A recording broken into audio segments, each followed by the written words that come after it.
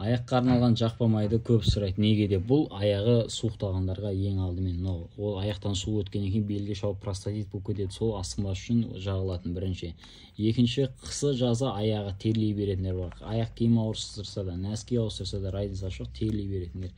Жаңағы шуаш жасайтындар деген сияқты.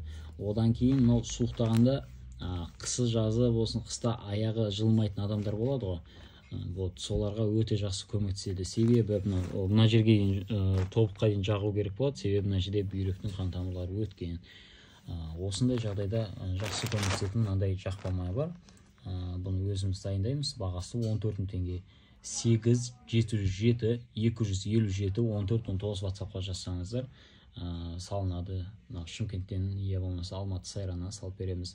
Бұны жаңағы кешкі жатар уақытта осылай жақты, ұйықтардан алдын сыртынан салфан киіп алады, сосын барып азанда салфаны шешіп, жақсылап жуады. Осыны бір 8 күн, күн ара жағам десеңіздер 16 күн соны жағып жатасыздар.